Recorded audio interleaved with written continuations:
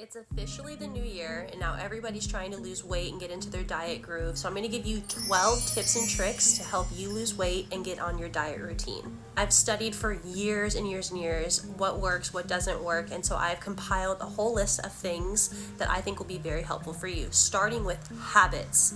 Number one, habits. The most important thing. The most important thing to form consistency patterns, to be consistent, because that's where you actually lose weight, is your habits. Make it a habit every single day to run at the same time every single day, and it will be like clockwork. Whenever you see the sun in the same spot every single day, you're going to have an internal clock to go and run or exercise, do whatever. I highly suggest running. Everybody doesn't like cardio, but that's really where the weight loss comes in. Now, number two, this is something people talk about honestly a little too much, but it is very important, and there's a reason why they're talking about it. Sleep. So whenever you're tired, have you noticed that you reach for snacks and you try to eat way more than you normally should?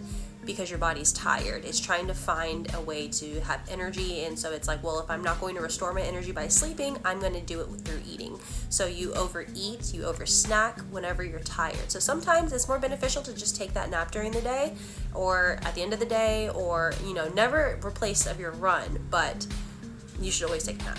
Number three, now this is super important. I've always underestimated how important it is to weigh yourself every single day. Get a scale, weigh yourself every day. They even have these great scales. I have a scale I got off Amazon, under $30, and it connects to your phone. You get all the information, way more information than you might need, but it tells you your water weight, your actual muscle weight, because people will be like, oh, it might just be muscle. Might not, you might just be fat, Weigh yourself every single day. My fourth tip, exercise and diet. Notice how this isn't a tips and tricks for just exercise or just diet or just weight loss. It is an over-encompassing thing. If you really want to lose weight, especially if you have a decent amount of weight to lose, you have to take attention to your diet and exercise. You have to exercise and you have to calorie deficit or watch what you're eating. You can't do one or the other. I hate when people lie and say that you can diet your way to weight loss or you can exercise your way to weight loss and eat whatever you want. Not true. Number five. Now this is the most important thing. Discipline. You have to want it for yourself. You can't just want change by looking in the mirror or whenever you try on clothes. This is something that internally you feel so motivated and pushed to do that you just do it. You have a drive to do it.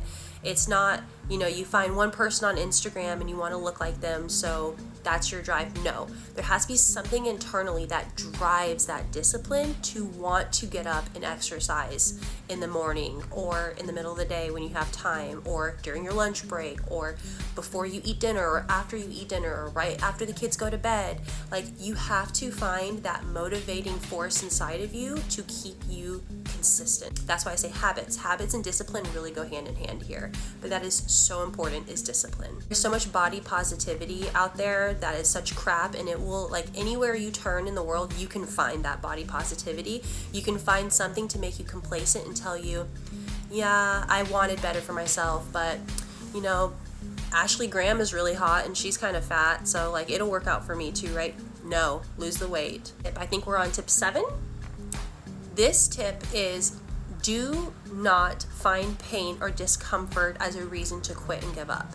Find comfort through the discomfort. You will be running and you'll have problems with your knee, or you'll feel a pain in your leg, or your heart might start hurting. Don't have a heart attack, but you'll feel these random pains. Your feet will hurt. You'll feel heavy. It'll feel hard to do.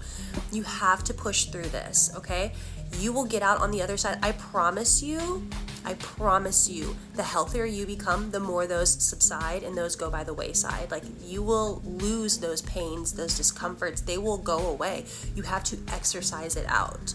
I promise you, most of your problems will become healed by literally just exercise, running specifically. I really believe in running.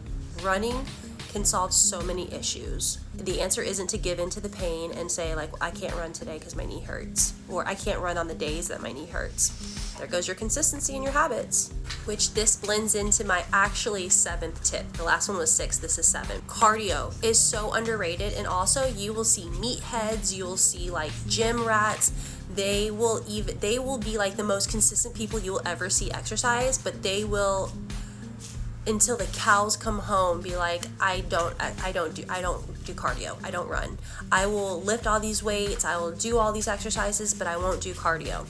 Okay, your heart's gonna give out and you're gonna die at a young age. Like, you're just like, it's just not good for you. And also, if you're looking for extreme weight loss changes and weight loss like quickly, and you want to see actual results and results fast, cardio is your best friend. Why do people hate on cardio? And it gets addictive. The more you do it, the more you become addicted to it. It will become your sugar, it will become your caffeine, your nicotine. Like, it is addictive, and it is really truly the only form of addiction that is actually really, really good for you. Cardio is so good for you.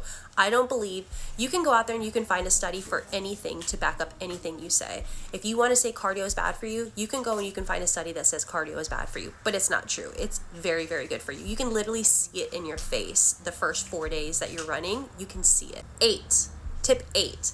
Now, this is actually my favorite tip. If you can embrace masochism, this will go so far for you.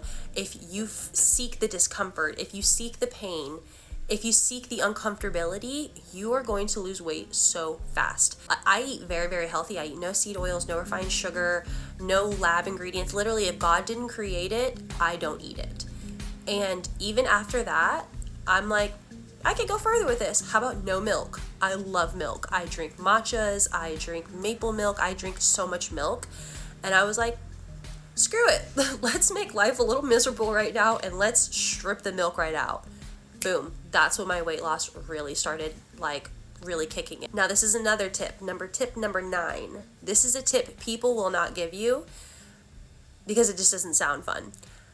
I promise you, it is a bad idea to be like, I hate cardio, I hate working out, but I'll weight train, and that's how I'll lose my weight, because you can lose weight by weight training. That is true, but also most people become far too lazy to start cutting. They get really comfortable in that bulk and the weight training, but then they're like bulky and they're muscular. Like, muscles love carbs. That's why whenever guys like want like a pump look to them after the gym, you go eat a little bit of carbs, boom, you look bulky and big as hell.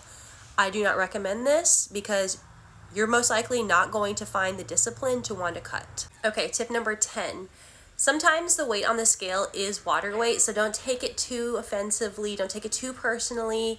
You know, you have to give yourself, my husband and I have a saying, you really don't see results from exercise and diet until literally 2 days later. Like, everything is like on a 48-hour delay. So give yourself some grace. Tip 11 is, if you're going to be radical on anything, whether it be, you know, the food you eat, the way you exercise, I highly recommend being radical on cardio.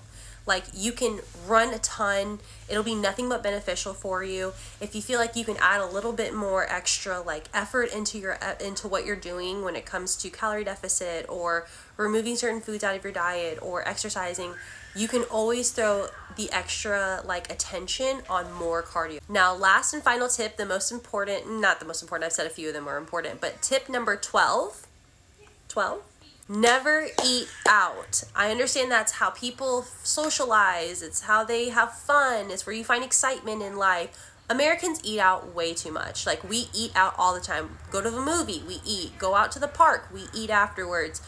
Go on a run with friends or a hike with friends, go eat out afterwards. Like, we're always eating and we don't need to.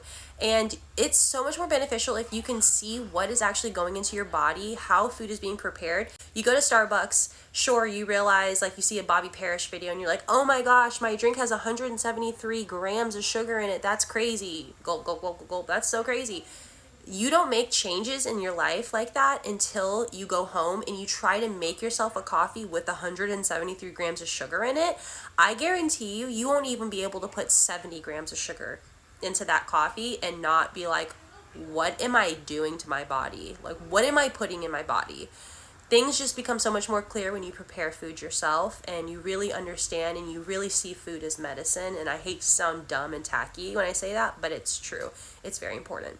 So I hope these tips and tricks help you, and I hope you lose weight. I hope you feel better in your body. I hope you get healthier, because we can all afford to get healthier, even the most healthy people in the world. So enjoy 2026. I hope it's great for you, and I can't wait to see your weight loss.